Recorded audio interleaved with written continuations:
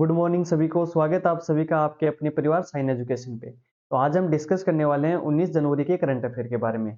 तो इंपॉर्टेंट सारे क्वेश्चन जो सुर्खियां बने हैं वो सारे हम इस वीडियो में डिस्कस करेंगे। तो क्लास इंपॉर्टेंट होने वाली है, तो शुरू से लेकर लास्ट तक जरूर देखना। और इस चैनल की इस वीडियो की जो आपको पीडीएफ फाइल चाहिए वो तो आप टेलीग्राम चैनल ज्वाइन कर लेना, जिसकी लिंक इस वीडियो के डिस्क्रिप्शन में दे दी जाएगी। तो देखो हमारे इंपॉर्टेंट क्वेश्चनों में सबसे पहला क्वेश्चन क्या है। हाल ही में किसे असम के सर्वोच्च नागरिक पुरस्कार असम वैभव से सम्मानित किया जाएगा? कौन सा पुरस्कार है ये? पहले तो ये ध्यान रखना, ये असम का सर्वोच्च नागरिक पुरस्कार है। तो इसका नाम क्या है? असम वैभव। तो किसको सम्मानित किया जाएगा? तो आंसर क्या हो जाएगा? रंजन गोगोई को। यानी ऑप्शन 2 हमारा यहाँ पे करेक्ट आंसर हो जाएगा कि रंजन गोगोई को असम के सर्वोच्च नागरिक पुरस्कार असम वैभव से सम्मानित किया जाएगा। भारत के पूर्व मुख्य न्यायाधीश सीजेआई रंजन गोगोई को असम के सर्वोच्च नागरिक पुरस्कार असम वैभव से सम्मानित किया जाएगा, जबकि एथलीट हिमा दास को असम सौरव सम्मान से नवाजा जाएगा। यानी इनके साथ साथ सीजेआई के साथ साथ हिमा दास को भी, जो कि एथलीट हैं, उनको असम सौरव सम्मान से नवाजा जाएगा। इस वर्ष 2024 के लिए असम के मुख्यमंत्री हेमंत बिस्वा शर्मा 16 जनवरी को असम के वैभव पुरस्कार की घोषणा की थी। असम के वैभव सर्वोच्च नागरिक पुरस्कार सम्मान की घोषणा की थी। कब की थी? 16 जनवरी को। तो ये डेट भी याद रखना। आगे देखो, असम वैभव पुरस्कार की हम थोड़ी सी डिटेल की बात कर लेते हैं। तो यह असम राज्य द्वारा दिए जाने वाले सर्वोच्च नागरिक पुरस्कारों में से एक है। पुरस्कार के रूप में गोगोई को प्रशस्ति पत्र, प्रमाण पत्र, पदक और 5 लाख रुपए का नगद पुरस्कार दिया जाएगा। रंजन गोगोई भारत के 46वें सीजेआई और पूर्वोत्तर से यह पद संभालने वाले पहले न्यायाधीश थे। उनके कार्यकाल के दौरान सुप्रीम कोर्ट ने 1 दशक पुराने राम जन्मभूमि बाबरी मस्जिद मामले पर ऐतिहासिक फैसला सुनाया था। तो ये सारे के सारे इंपॉर्टेंट फैक्ट है, ये याद रखना। अब बात करते हैं हम असम के सौरव पुरस्कार की, जो कि हिमा दास को दिया जा रहा है। तो देखो, इस वर्ष राज्य सरकार 4 असम सौरव और 17 असम गौरव पुरस्कारों सहित कुल 22 हस्तियों को नागरिक पुरस्कार प्रदान करेगी। इस पुरस्कार से 4 हस्तियां जो कि निम्न हैं, कौन कौन सी हैं?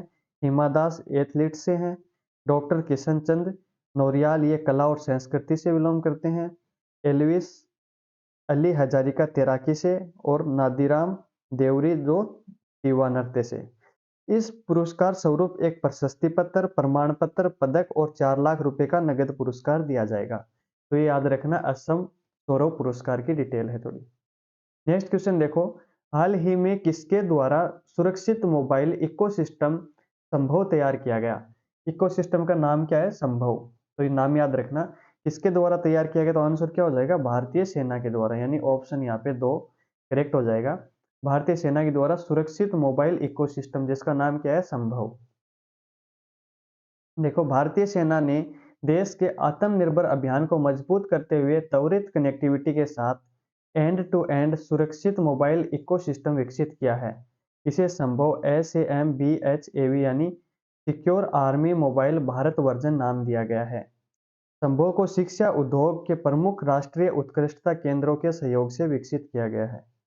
तो नाम क्या है? याद रखना, संभव, जिसकी फुल फॉर्म है secure army mobile Bharat version. आगे देखो, संभव टेक्नोलॉजी के विकास का उद्देश्य क्या है? भारतीय सेना के सामने आने वाली सूचना सुरक्षा चुनौतियों का समाधान करना, साथ ही इसके निर्माण से एक सुरक्षित संचार बुनियादी ढांचे की स्थापना में भी मदद मिलेगी। यह system end to end security से लैस है। इसमें अत्याधुनिक 5G तकनीकी का उपयोग किया गया है। आगे देखो, हाल ही में किसके द्वारा अयोध्या मंदिर पर डाक टिकट जारी किया गया? तो किसके द्वारा किए गए? तो आंसर क्या हो जाएगा? नरेंद्र मोदी जी के द्वारा। यानी ऑप्शन 3 यहाँ पे हमारा करेक्ट आंसर हो जाएगा। पीएम मोदी ने 18 जनवरी 2024 को श्री राम जन्मभूमि मंदिर से जुड़ा स्मारक डाक टिकट जारी किया। उन्होंने इस दौरान दुनिया भर में भगवान राम पर जारी टिकटों की बुकलेट भी जारी की। पीएम मोदी ने कुल 6 डाक टिकट जारी किए। इनमें राम मंदिर, भगवान गणेश, हनुमान, जटायु, केवटराज और मां सबरी के फोटो हैं। इन टिकटों के डिजाइन में राम मंदिर, चौपाई, मंगल भवन, अमंगल हारी, सूर्य, सरयू नदी और मंदिर के अंदर की आसपास की मूर्तियों को भी दिखाया गया है। डाक टिकट और किताब विभिन्न समाजों पर भगवान राम की अंतर्राष्ट्रीय अपील को दिखाने का एक प्रयास है। 48 पन्नों की इस बुकलेट में अमेरिका, न्यूजीलैंड, सिंगापुर, कनाडा और कंबोडिया समेत 20 देशों के डाक टिकट हैं। इनमें कुछ डाक टिकट संयुक्त राष्ट्र के भी हैं। नेक्स्ट क्वेश्चन है, हाल ही में तमिलनाडु के किस शहर में अंतर्राष्ट्रीय गुब्बारा महोत्सव का आयोजन किया गया? कहाँ पे? तमिलनाडु के किस शहर में अंतर्राष्ट्रीय गुब्बारा महोत्सव? तो कहाँ पे किया गया? तो आंसर क्या हो जाएगा? पोलाची। यानी ऑप्शन 1 हमारा यहाँ पे करेक्ट आंसर हो जाएगा। तमिलनाडु इंटरनेशनल बैलून फेस्टिवल का 9वां संस्करण कौन सा है? 9वां संस्करण कोयम्बटूर जिले के पोलाची के पास अच्चीपट्टी में शुरू हुआ। पोलाची चैम्बर ऑफ कॉमर्स के अध्यक्ष जीडी गोपालकृष्णन ने ग्लोबल मीडिया बॉक्स के सहयोग से तमिलनाडु पर्यटन द्वारा आयोजित बैलून फेस्टिवल का उद्घाटन किया। महोत्सव में United Kingdom, France, Netherlands, Spain, Japan, Thailand और वियतनाम के प्रतिभागियों के गर्म हवा के गुब्बारे को दिखाए गए हैं। अगला क्वेश्चन है, हाल ही में किसके द्वारा स्टैच्यू ऑफ सोशल जस्टिस का उद्घाटन किया गया? यानी मूर्ति है, इसका नाम क्या है? Statue of social justice.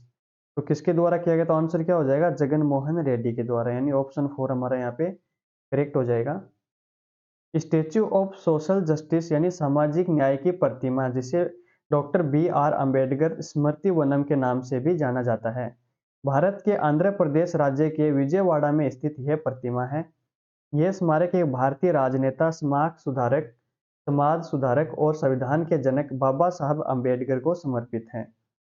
Ambedkar की सामाजिक न्याय की प्रतिमा 125 फीट यानी 38 मीटर ऊंची और 81 फीट यानी 25 मीटर ऊंचे आधार भवन पर खड़ी है, जिससे उसकी कुल ऊंचाई कितनी होगी? 206 फीट या फिर 63 मीटर हो जाती है। यह भारत की चौथी सबसे ऊंची मूर्ति है। मुख्यमंत्री वाई.एस. जगन मोहन रेड्डी 19 जनवरी 2024 को प्रतिमा का उद्घाटन करेंगे। यानी आज ही के दिन इस प्रतिमा का क्या है? उद्घाटन है। आगे देखो, T20 इंटरनेशनल में 5 शतक लगाने वाले पहले खिलाड़ी कौन बने हैं? तो आंसर क्या हो जाएगा? रोहित शर्मा। यानी ऑप्शन 2 हमारा यहाँ पे करेक्ट हो जाएगा।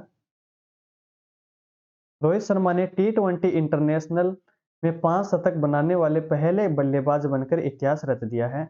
यह उपलब्धि 17 जनवरी 2024 को बेंगलुरु में अफगानिस्तान के खिलाफ तीसरे T20 इंटरनेशनल मैच के दौरान हासिल किया गया था। उन्होंने T20 इंटरनेशनल शतकों के मामले में सूर्य कुमार यादव और ग्लेन मैक्सवेल को पीछे छोड़ दिया है। उन्होंने कप्तान के रूप में विराट कोहली के T20 इंटरनेशनल रन रिकॉर्ड को भी पीछे छोड़ दिया और MS धोनी के जीत रिकॉर्ड की बराबरी की है। अब हम बात करते हैं कि सर्वाधिक T20 इंटरनेशनल शतक बनाने वाले टॉप 5 बल्लेबाज कौन हैं।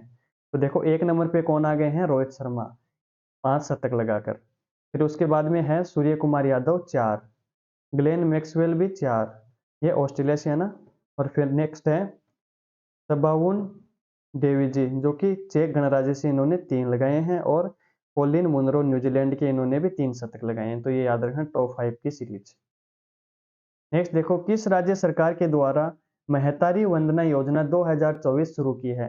तो किस राज्य सरकार के द्वारा? तो आंसर क्या हो जाएगा? छत्तीसगढ़ के द्वारा। यानी ऑप्शन 3 हमारा यहाँ पे करेक्ट हो जाएगा।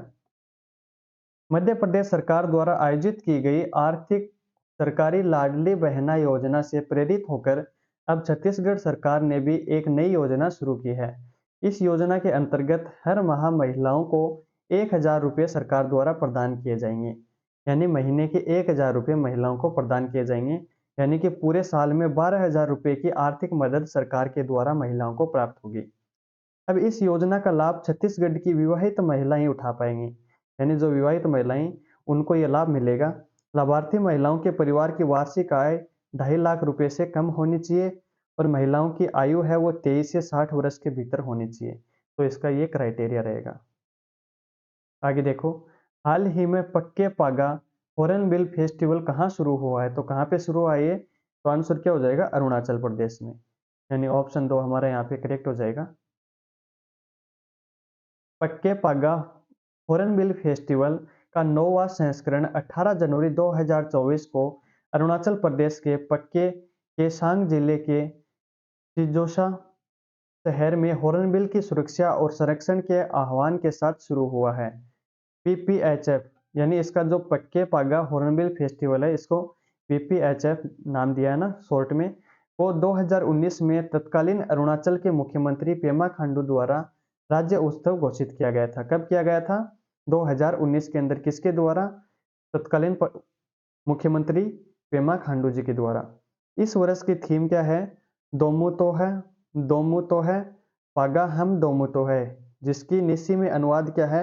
लेट अवर हॉर्नबिल रिमेन, जो प्रतिष्ठित पक्षियों के संरक्षित करने की महत्वपूर्ण आवश्यकता पर बल देता है। 3 दिवसीय समारोह का समापन कब होगा? 20 जनवरी को इसका समापन हो जाएगा। यानी 18 जनवरी को ये शुरू हो रहा है और 20 जनवरी को ये समापन होगा। नेक्स्ट देखो, हाल ही में एशिया का सबसे बड़ा विमानन कार्यक्रम विंग्स इंडिया 2024 कहाँ शुरू हुआ है? तो आंसर क्या हो जाएगा? हैदराबाद में। यानी ऑप्शन 2 हमारा यहाँ पे करेक्ट हो जाएगा।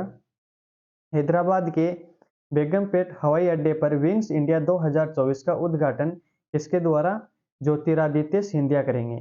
यह कार्यक्रम भारतीय विमानपत्तन प्राधिकरण द्वारा MOCA और FICCI के सहयोग से नई पीढ़ी के विमानों और प्रगति के प्रदर्शन करने के लिए आयोजित किया गया है। इसका विषय क्या है? Connecting India with the world in Amrit Kaal.